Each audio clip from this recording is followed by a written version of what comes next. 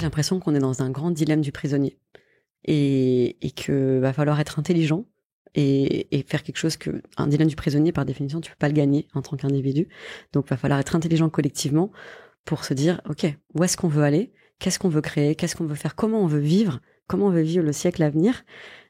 Avec quoi, tu vois, le comment, tu vois, quels outils on met en place, quel état d'esprit, etc. Mais comment est-ce qu'on peut tous sortir de ce dilemme du prisonnier pour avoir l'opportunité d'avoir des vies professionnelles, personnelles, humaines, intimes, satisfaisantes, enfin, mais pas satisfaisantes, riches, extrêmement riches. Et je me souviens, moi, en première année d'études, un prof d'éco qui nous explique le dilemme du prisonnier et qui nous dit, t'arrives à un concert, bon alors t'as les gens qui ont payé leur place et qui sont assis, et t'as ceux qui ont payé un peu moins cher, qui sont dans la fosse, tu vois, qui sont debout sur l'herbe, etc. Et ils pourraient en fait, c'est je sais pas, 500 personnes décider ensemble, venez, on s'assied tous. Et du coup, on a le même confort que les gens qui ont payé, à peu près. On s'assied et on profite de notre concert assis.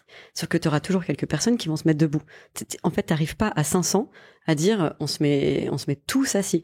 Parce que il y a quelques individus qui vont dire si tout le monde est assis que moi je me mets debout, mais c'est génial, je vois bien, je suis encore mieux, et donc en fait la personne se met debout, donc derrière l'autre se met debout, et en fait tu ne peux pas, et donc c'est pour ça que c'est plus intéressant. Si tu veux être assis, va falloir payer ta place, parce qu'on n'est pas assez intelligents ensemble pour se dire tous on va s'asseoir.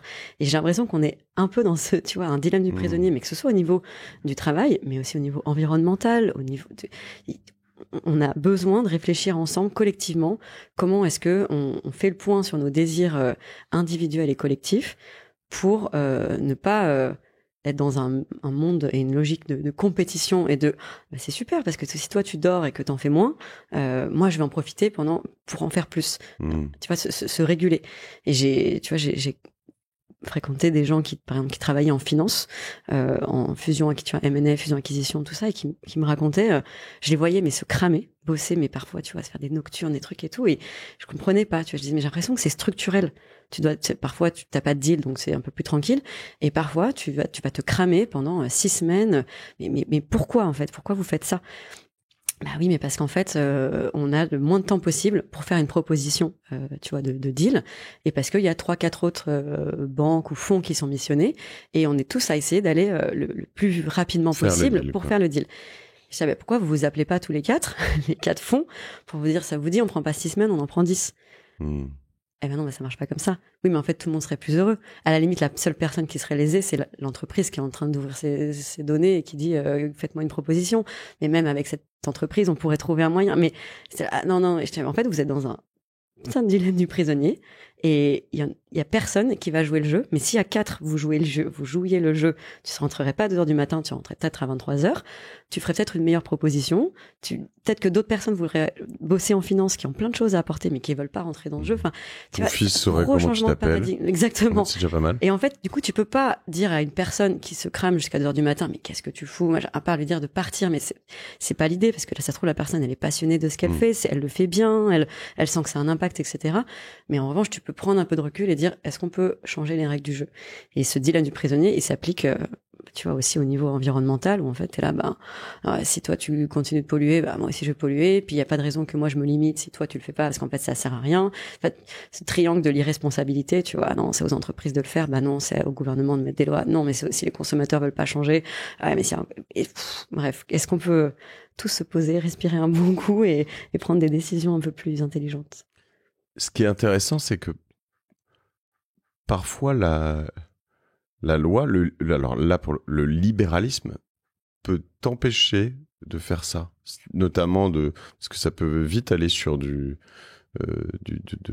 trust, les lois antitrust, les accords de compétiteurs qui vont se dire bon, on va arrêter de tirer les prix vers le bas parce qu'en fait nos collaborateurs travaillent mal, etc., etc. Et puis on va te dire oui, mais ça c'est pas au bénéfice du consommateur. Ouais. Donc liberté, oui, les mains libres pour faire tout tant que derrière il y a quelqu'un qui achète, quoi.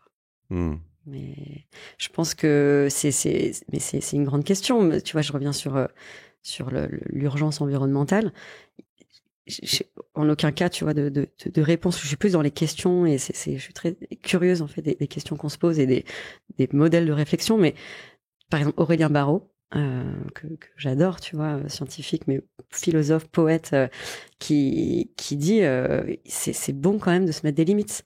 Et je trouve sa métaphore la plus parlante, c'est si j'ai une voiture qui peut rouler à 200 km/h sur l'autoroute, mais qu'on me limite à 80, ouais, peut-être que là j'ai besoin d'aller vite, ou j'ai envie de profiter, ou je sais pas quoi. Mais en fait, je suis content qu'on me limite d'aller à 80 parce que non seulement peut-être que je vais me mettre moins en danger, mais en plus je suis très content d'arriver sur l'autoroute en sachant que tout le monde ne peut pas faire n'importe quoi.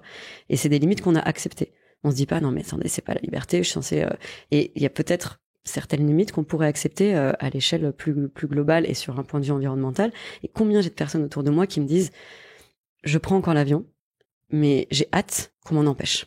C'est assez fou, tu vois, mais qui disent mais tant que c'est pas un niveau structurel, tant que c'est pas un niveau global, j'arrive pas à me discipliner et en plus rationnellement le jeu en veut pas la chandelle, tu vois. Et quand on est dans un moment où prendre des bonnes décisions collectives n'en vaut pas la chandelle à l'échelle individuelle, donc le syndrome du dilemme du prisonnier, je pense qu'il y a peut-être des réflexions à prendre. Moi, j'avais vraiment, je pense, je sais pas, la plupart de mon entourage, mais 80% des gens autour de moi, a envie qu'on les empêche de prendre l'avion.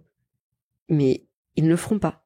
Et donc, qu'est-ce qu'on peut inventer à une échelle politique, à une échelle peut-être sociétale, collective, même si c'est une mini-révolution qui démarre et des gens qui se mettent des accords entre eux, qui tu vois, ben, sous une forme de jeu, etc., qui est déjà, tu vois, dans certains milieux où en fait les gens quoi, tu prends l'avion, ouais, j'ose pas vous dire, en fait, je pars à Bali, non mais je suis partie en secret, je le mets pas sur les réseaux, enfin ça commence évidemment à venir, mais qu'est-ce qu'on peut faire pour se mettre ensemble des bonnes pratiques, tu vois, des permissions d'être libre, mais de manière vertueuse.